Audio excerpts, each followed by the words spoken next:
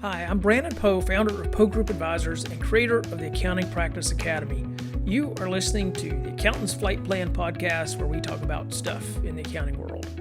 If you're looking to buy or sell a practice, we are the premier accounting practice intermediary firm in the industry. Check us out at pogroupadvisors.com.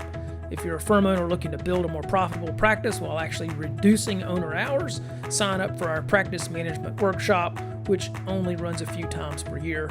Learn more at accountingpracticeacademy.com. Welcome to our podcast today. I have a very interesting guest that I think everybody's going to find this topic very interesting, even though as we're recording it, it's in the middle of tax season and people are really busy. But please welcome Matt Banker. He is the visionary founder and lead strategist of Benchmark Growth Marketing. Matt has mastered the art of helping accounting firms identify and communicate clearly with their ideal audience and become the premier firm in their city or niche with a marketing engine that works. Welcome, Matt. Hello. Thanks, Brandon. Thanks for having me on.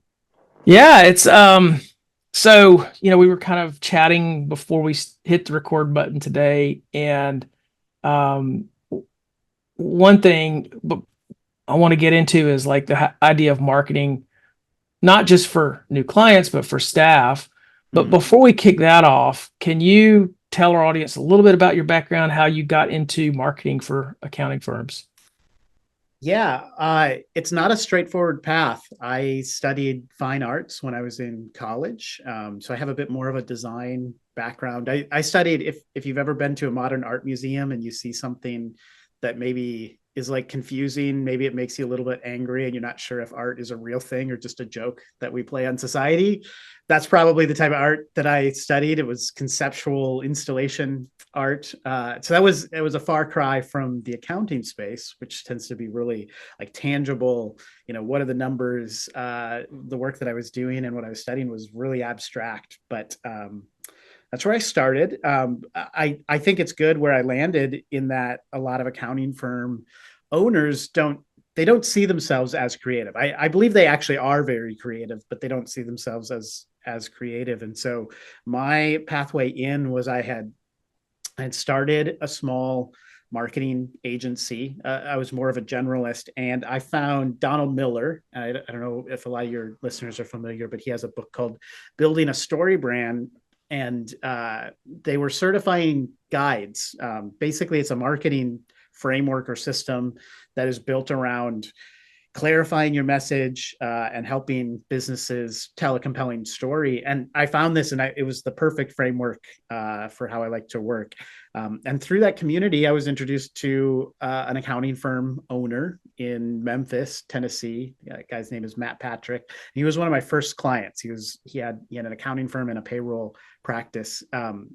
And we built a couple of websites with him. He introduced me to a couple of his friends. We started working in the accounting space. We worked with a lot of firms that are part of an association called PASBA. And at some point, we looked around and we said, who are our best clients? Who can we serve the best? Like, where are we seeing success? Who do we like to work with? Where is it profitable? And we decided, accounting firms seem to be our best clients. And I love working with accounting firms. And so we launched a business that was just fully focused on accounting firms in 2021. And that's where I spend pretty much all my time these days. Awesome. Well, tell us a little bit about the story brand, sort of the concept behind it, because some people may not be familiar with that. Yeah. Well, we consider ourselves a words first agency. There's a lot of different things that happen in the marketing space, but most of it comes back around to copywriting. The copy, or just the words that you use in your marketing, are the most important piece of determining if it's going to be effective or not. Good design, very important. Fast website, mobile friendly, great. But it's the language, right? It's the words that you use. And story brand, it's really an approach to marketing that really focuses on getting the words right. And I think there's really two core concepts that are important to understand. So the first one is clear is better than clever. The problem now is actually it's breaking through the noise. There's so many marketing messages out there, and really just entertainment and distraction, confronting your buyers every day, you're not really in competition with the accounting firm down the street. You're in competition with all of the noise in the lives of your prospects. And so clarity is really how you cut through that. And so our goal is not to be honest, not to be overly creative. It's to make sure that we have a lot of clarity in the messaging. So that's kind of the most important piece. And then the other one, though, which I think is really an important and significant paradigm shift, is that it's so important to make your customer the hero and to establish and position yourself as the guide. And so it uses this idea of the hero's journey. And so your customers are trying to accomplish something, they want something, but they're having problems that are getting in their way. And so they encounter a hero or a guide, which is your business. And you provide a plan and a solution and you push them into action, and that leads to their success. And so we use this hero's journey as a framing concept when we develop all of the marketing messaging, the words that are in it, to really center the customer, the client, and then to position yourself as the one who's going to help them get what they want, not just as, another vendor, or as, we're not promoting your awards. We're trying to promote, the outcomes that you bring to your clients. Right. Awesome. Okay. No, that's pretty clear how you just described that. So I mentioned in the opening that marketing, you think of it as half for clients and half for potential staff. Yeah. So can you elaborate on that a little bit? Well, we just know in the accounting space right now, there's staffing is hard. There's a CPA shortage in general. I know not everyone at a firm is a CPA, but it's emblematic of the challenge, finding good people, especially those who have experience. And I think as the accounting profession evolves, so much of the high value work is through that client facing, almost advisor type relationship. And so finding people who can do all of those things has been a real challenge. So they're in high demand. That's the big part. I meet so many firms who say, yeah, we don't love our website, but that's not a this year problem. First, we got to hire for these 3 key positions. And then I come back the next year and it turns out, well, they hired for those 3 positions, but now they're missing another 2 positions that they have to fix before they can get around to marketing. And so when you think about marketing for an accounting firm, what it can do is it can really help you attract the right talent. I was in a room with a dozen, maybe 24 other accounting firm owners last summer.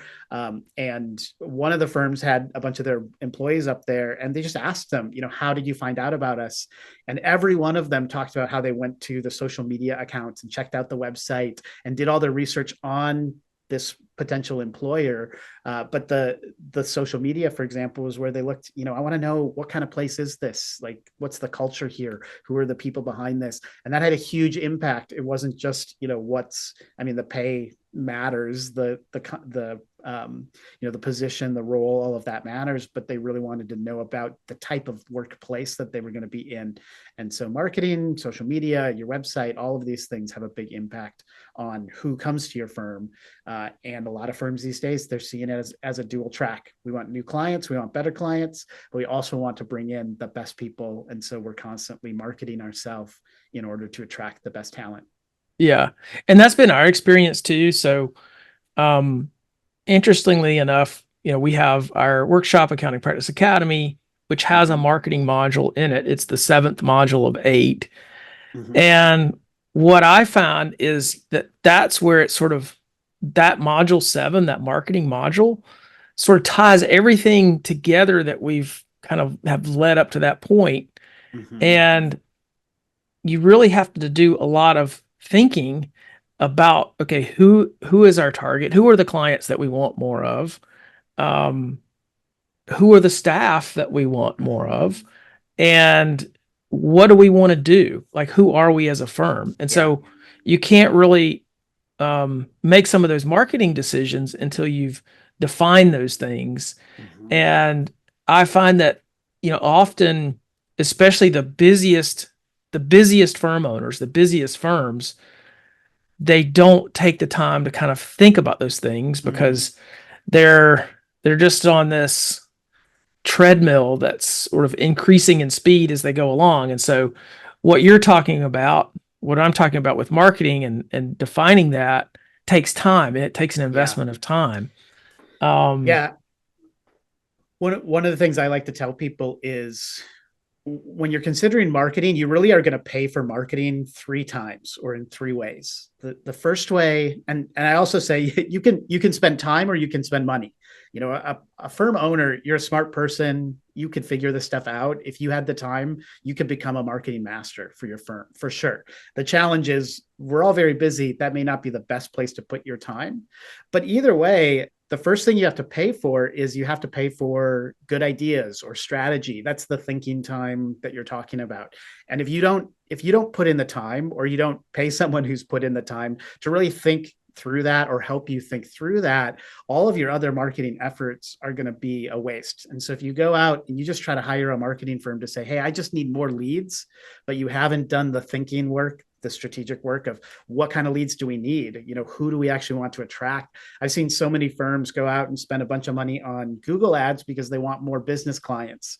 And all it does is make their phone constantly ring for people who are looking for 1040 tax help, you know, because they didn't figure out the right strategy of who to go after and how. They spent a bunch of money, got the wrong fit type of leads, and then they're back at square one where they need to think through the strategy. So just to like finish out the thought, you got to pay for strategy, the thinking time. You got to pay for someone to do the work, right? You have to create things, write things, design things, set it up, manage it.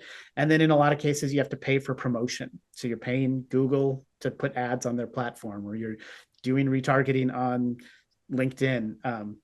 Or you're still using time, but you're spending the time to post every day on tax Twitter or on LinkedIn or wherever it is.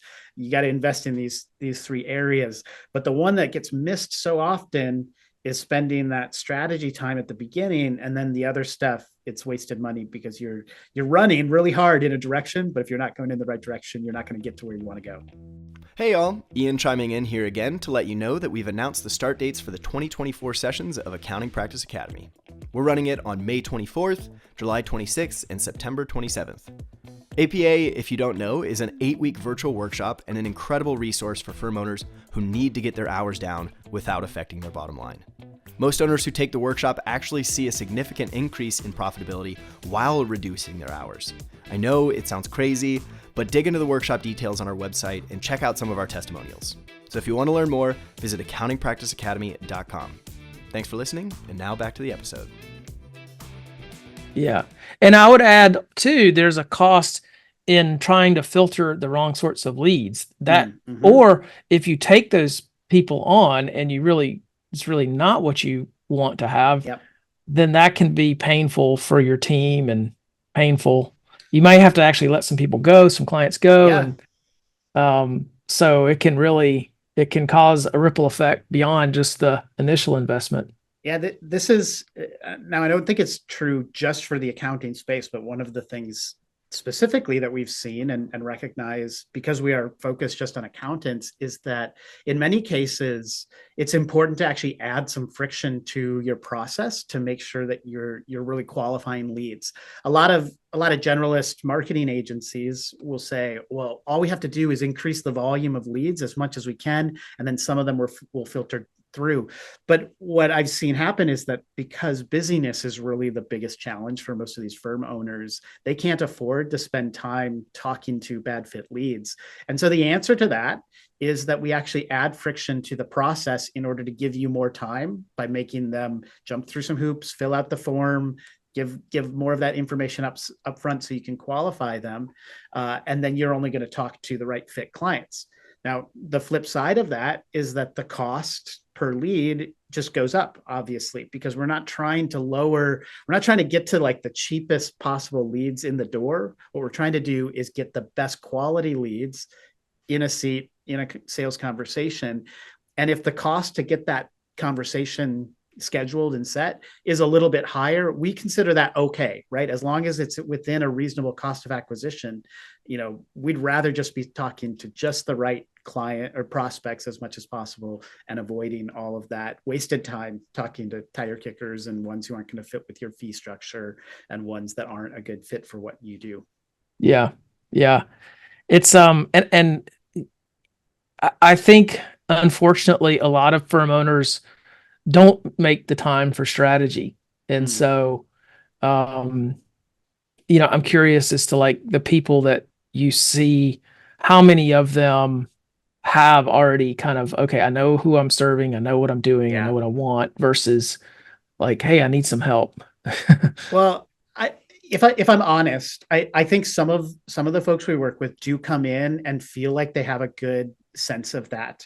But there's this idea that it's really hard to, you can't read the label from inside the jar, right? And so in a lot of cases when we start working with folks, we, even if they feel like they're pretty far along on that path, we kind of start at square one, and we want to validate that. And so we always start with a strategy engagement that involves, we need to understand your positioning, which is a little bit more of an internal thing, but you need to know what makes you unique, what value do you provide, what is it exactly that you offer compared to the competition, who is your market, who are you going after. That's all around positioning. And then we do messaging, which is, all right, now we know who we're after and what we offer. How do we communicate that to the market? What are the words that we use? How do we frame this offer? And then we also go into budgeting and scope and sequence. There are millions of things you could do from a marketing perspective. And so you're going to have to prioritize, you're going to have to make choices. And a lot of those choices are going to be determined around, what is your budget? What's a reasonable cost of acquisition for a new client? Where are you going to get the most bang for your buck today? Maybe fixing the website this year is going to be the best value that you can, in terms of spending your money. But once that website is fixed, now you're going to want to spend some money driving more traffic to it. But let's not drive good traffic to a bad website. So you have to get it in the right order.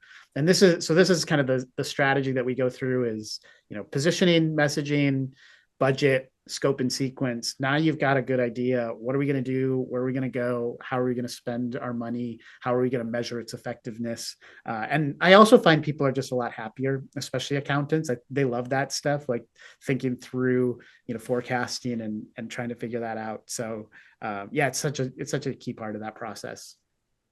Do you find that most of the clients that you like working with are incredibly growth minded, or Mm. like are they sort of self-selecting? The ones that come to you are sort of a select group that is on a you know I think with I goals think to scale. so. Yeah. Yeah, I think that most people when they come to us, there's different levels of marketing that firms go through. A lot of them start off, in some sort of DIY space. Throw up a Squarespace website, talk to your network. You mostly grow on referrals. At some point, you might graduate to like a templated website program, and someone's feeding you some blog articles that you can send out to your email list or post on your website and social media. By the time they come to us, usually it's when they're at that next stage. They kind of hit the limit of what they can and want to do completely on their own, but they want to grow. And they're a lot of times actually firms are asking a question, do I want to grow through acquisition or do I want to grow through marketing? And what I can say is, either way is possible. The case I'll make for marketing is, hey, you get to interview every client before you bring them in the door. Whereas if you acquire someone, you're kind of stuck with whoever is there. But I wouldn't say that it's a much cheaper way to go one way or the other. I think they both require thoughtfulness and investment, both of time and energy, your own resources. But there are advantages to it. I would say though, by the time they come to us, we are a premium priced service. We're not like a budget marketing agency, and so if if the fees that you're going to pay to hire a solid marketing agency are pretty high, you better have pretty high ambition to like get leads and to grow as a part of that. Right. Right. No, that makes sense. Um, yeah. What do you see just in terms of the profession? You've been serving this profession, I Mm-hmm. guess, for a few years now. You've got a pretty good feel for it. Um, where do you think it's heading? What are your senses about the Yeah. direction? Well, I think because we see this in culture in general, but I think it's also becoming true, more and more true in each industry, is that we're seeing kind of you could say fragmentation, but you could also say like the niching of an industry. And so I do see more firms finding real success by focusing on a particular client type. It allows them to build the processes that are more repeatable. It gets the firm owners out of that, bottleneck. Everything kind of goes through them. You can train a team. You can serve. You can deliver more value in most cases. We're not limited by geography in the way that we were, and so I think more and more firms that have a niche or a specialty, I think, are growing, and I see that more in younger firms as well. On the other end of the spectrum, there's consolidation happening. And so bigger firms are acquiring other firms. And so you got kind of this David and Goliath model that I think is becoming more true, where you've got some really, really high quality specialist kind of boutique firms over here, and then you've got these really big ones that seem to get bigger and bigger. My expertise isn't really on the big firm side of things. I think our largest clients are 10 to 20 million in annual revenue. So we're not often working with top 100, but these smaller folks, I think there's so much opportunity there. And I guess that's where I'm most excited about, is that kind of niche side of things. Yeah. Yeah. Do you ever find yourself having to justify the idea of doing some marketing? I think sometimes, not everybody is going to see value. I guess I'll say it this way. You don't need marketing if your lead flow is working, right? Whatever you're doing, and there are firms who have a great sales-led motion. They've got a person who's great at going out, networking, finding clients.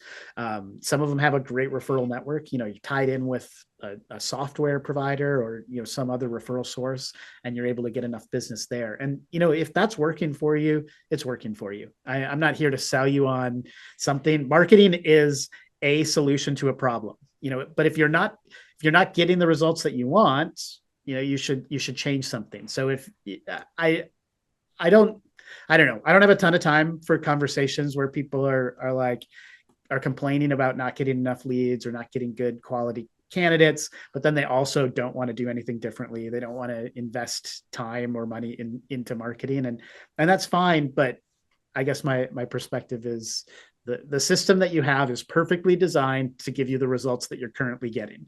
And so if you want to change if you want different results, you have to have a different approach. And marketing is a way to get there. It's not the only way, but I think it is a way, and it can be really powerful.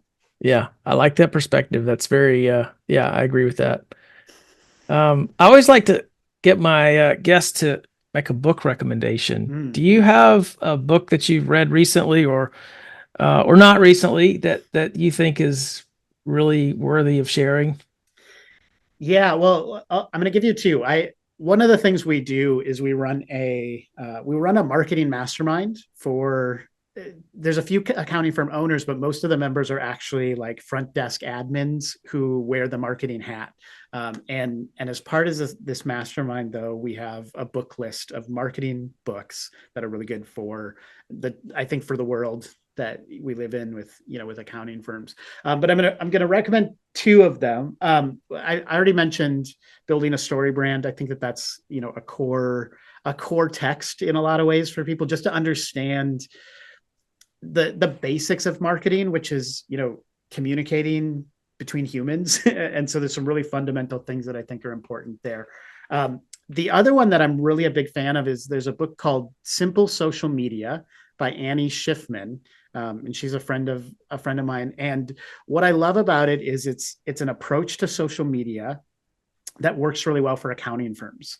So the idea is that you create content in a batch, and then you build a system that automates some of the posting. Now, what I'll say is this is not the highest level of social media possible, but it's a high level that is very doable for accounting firms, because one of the big challenges is most people think of social media as something that has to happen on a weekly basis. You have to find time every week to post something new.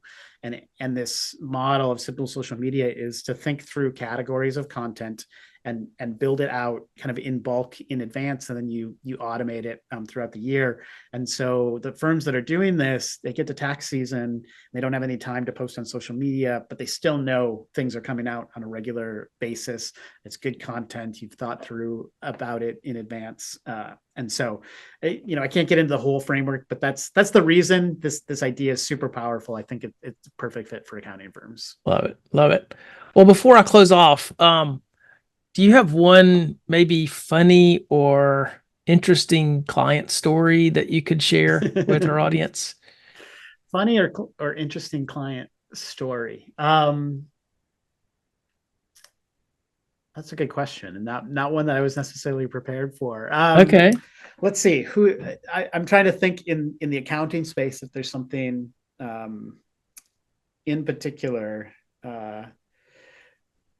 Well, I mean, I think one of the interesting things, just kind of in the accounting space and in the niche area, just is that sometimes you find clients, or you find niches that you didn't expect or that you didn't know existed, but there are a lot of niches out there.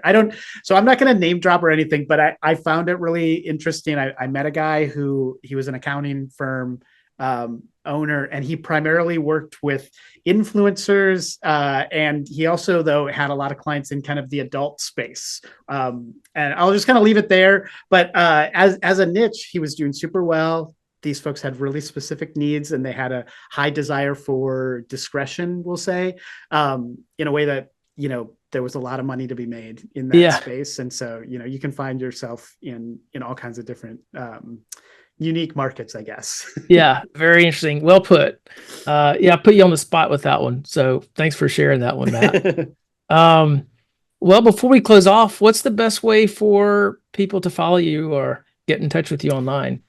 Yeah, I'm on LinkedIn and Twitter. Those are the two social media platforms. Matt Banker is my name. You can find our website is marketingforaccountingfirms.com, and we have a weekly newsletter that goes out. So if you're wondering about how to up your own marketing game for your firm, that's probably the best way to get connected, is to get on that email list at marketingforaccountingfirms.com.